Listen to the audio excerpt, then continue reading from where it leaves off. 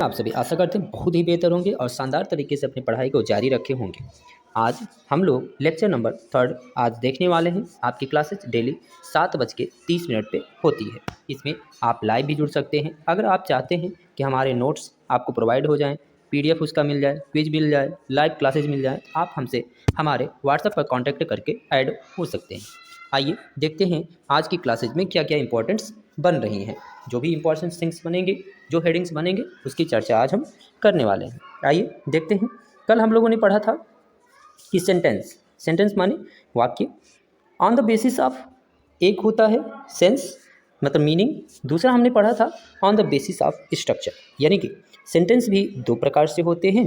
पूछा जाता है सेंटेंस कितने प्रकार से हो सकते हैं, तो दो प्रकार के। एक होता है on the basis of sense यानी मीनिंग, एक दूसरा हो सकता है on the basis of structure. Okay ना, इसमें हम लोग पढ़ रहे थे कि असर्टिव सेंटेंस क्या होता है।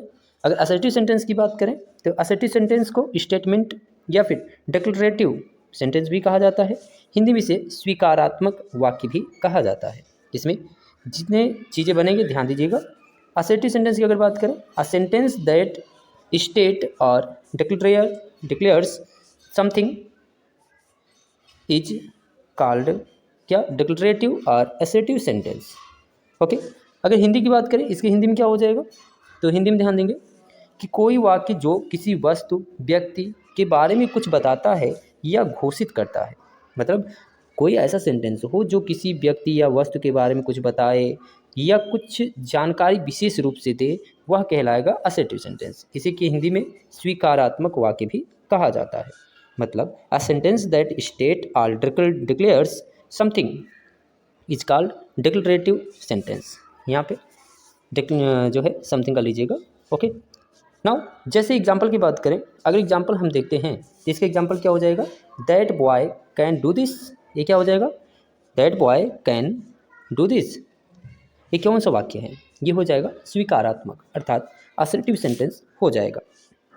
Something is saying something about me, the earth revolve मतलब चक्कर लगाती है अराउंड द सन। ओके, ये सब क्या है, एग्जाम्पल किसके हो जाएंगे, स्वीकारात्मक अर्थात असर्टिव सेंटेंस के हो जाएंगे। आगे बात करते हैं। तो असर्टिव सेंटेंस ध्यान देंगे, जो असर्टिव सेंटेंस होता है वह बेसिकली टू टाइप का होता है। एक अफर्मेटिव होता है, एक निगेटिव होता है। ओके ना, यहाँ पर देखेंगे अफर्मेटिव की अगर बात करते हैं, हमने अभी कहा कि एक अफर्मेटिव में दो टाइप मिलेगा आपको देखने को, एक अफर्मेटिव और एक हो जाएगा निगेटिव। अगर अफर्मेटिव की बात करते हैं तो इंग्लिश में इसे पॉजिटिव सेंटेंस भी कहा जाता है। ध्यान दीजिएगा, अफर्मेटिव को क्या कहा जाता है, पॉजिटिव सेंटेंस भी कहा जाता है। हिंदी में इसे स्वीकारात्मक वाक्य भी कहा जाता है। जैसे कहें हम, that girl is doing her work, या फिर sun is shining in the sky. ये क्या है, स्वीकारात्मक है, पॉजिटिव। कौन से वाक्य हैं ये, पॉजिटिव सेंटेंसेस है। बट वहीं अगर बात करें हम यहाँ पे, क्या, the student are not reading, यहाँ पे क्या निगेटिविटी क्या आ रही है ना, नकारात्मक का बोध हो रहा है। इसका मतलब ये है कि जहाँ पे नकारात्मक का बोध होगा वो कौन सा हो जाएगा, निगेटिव सेंटेंस। दूसरा है the sun is not shining in the sky, या फिर आई हैव नो पेन, या फिर आई ही नेवर टेल ए लाई, वह कभी झूठ नहीं बोलता। आई हैव नो पेन, मेरे पास पेन नहीं है।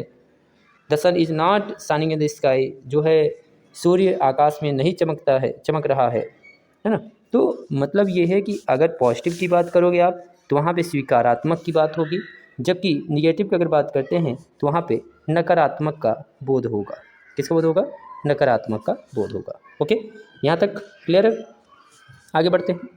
आगे बात करें तो ध्यान दीजिएगा, अगर आपसे पूछा जाता है सेंटेंस कितने टाइप के होते हैं, बताइएगा 5 प्रकार के होते हैं। कितने टाइप के होते हैं, कुल 5 प्रकार के। कौन कौन होता है, assertive sentence, interrogative sentence, imperative sentence, optative sentence और लास्ट होता है एक्सक्लेमेटरी सेंटेंस। ओके, पूछा जाएगा आपसे सेंटेंस कितने प्रकार का होता है, तो क्या कहेंगे आप, 5 प्रकार के होते हैं। कौन कौन होता है, असर्टिव सेंटेंस, हिंदी में क्या कहा जाता है, स्वीकारात्मक वाक्य। दूसरा होता है इंट्रोगेटिव सेंटेंस, हिंदी में प्रश्नवाचक वाक्य। इंपरेटिव सेंटेंस, इसको कहा जाता है आज्ञासूचक वाक्य। ऑप्टेटिव सेंटेंस, इच्छा सूचक वाक्य। एक्सक्लेमेटरी सेंटेंस, विस्मय सूचक वाक्य। आशा करते हैं ये बात आपको क्लियर होगा। अब आगे बात करते हैं कि अच्छा ये बता दीजिए सर कि ये जो असर्टिव सेंटेंस है कितने प्रकार का होता है। अभी हमने कहा था आपसे, एक पॉजिटिव होता है, दूसरा निगेटिव होता है। ओके, अगर हम बात करते हैं इंट्रोगेटिव की, इंट्रोगेटिव भी दो प्रकार के होंगे, एक यस नो होगा, एक होगा WH टाइप।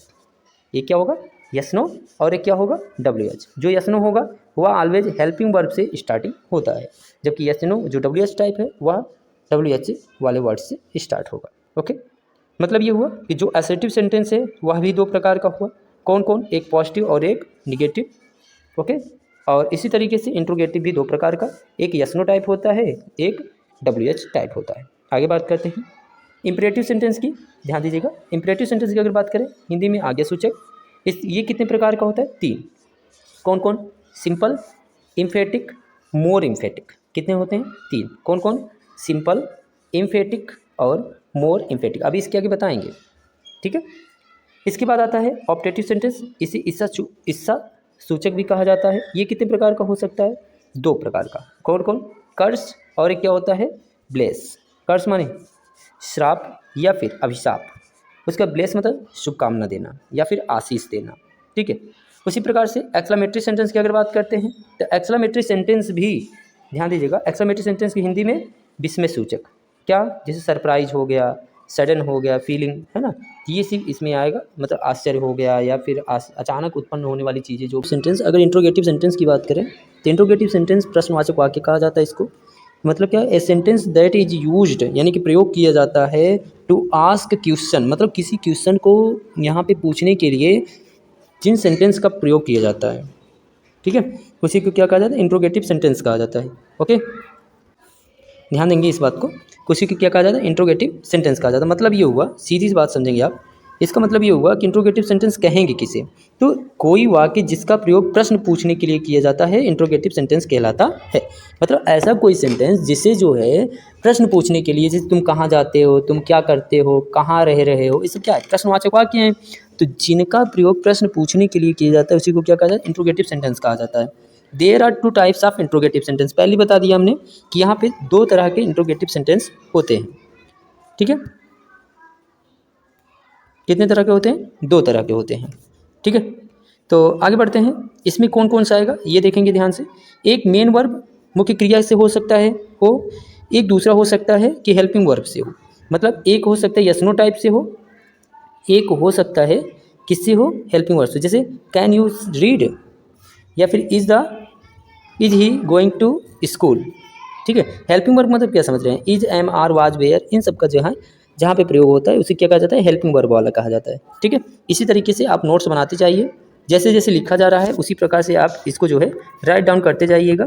एटलीस्ट लास्ट में देखेंगे आपके नोट्स जो है बन के तैयार हो जाते हैं। तो आज के लिए इतना ही रखते हैं, मिलते हैं। ध्यान दीजिए, कल के कमेंट्स की बात करें तो कल कुछ बहुत प्यारा प्यारा जो है कमेंट आया हुआ था, तो देखते हैं आज कि जो है किस टाइप के कमेंट बने हुए थे कल। तो यहाँ आप देखिए, एक थे जो है सुधांशु के नाम से था, सुधांशु जी कहें वेरी नाइस क्लास, धन्यवाद। उसके बाद हैं जो है धन्यवाद सर जी। उसके बाद नेक्स्ट है, ये हैं हमारे प्रिय स्टूडेंट रचित, ठीक है, उन्होंने भी इस तरीके से प्रेम जताया अपना। तो लगता है आप लोगों को समझ में आ रहा है। देखिए, आई एम कौशल, मतलब ये कौशल थे, इन्होंने भी अपना जो है क्लास को रीड किया है। इसी प्रकार से आप लोग कमेंट करते रहिए और अपनी पढ़ाई को जारी रखिए। हम तो यही चाहेंगे कि आप अपनी पढ़ाई को कंटिन्यू रखिए। अगर कोई प्रॉब्लम आती है, अगर आपको समझ में नहीं आता है तो आप कमेंट करके अवश्य बताइए। आपके कमेंट को नेक्स्ट क्लास में, यानी कि कल की क्लास में लिया जाएगा और आपके कमेंट के बारे में बताया जाएगा कि हाँ आपके कमेंट के बारे में क्या रिप्लाई है। ओके नाउ, तो इसी के साथ जो है डेली बने रहिए। मिलते हैं अगली वीडियो में। धन्यवाद। जय हिंद, जय भारत।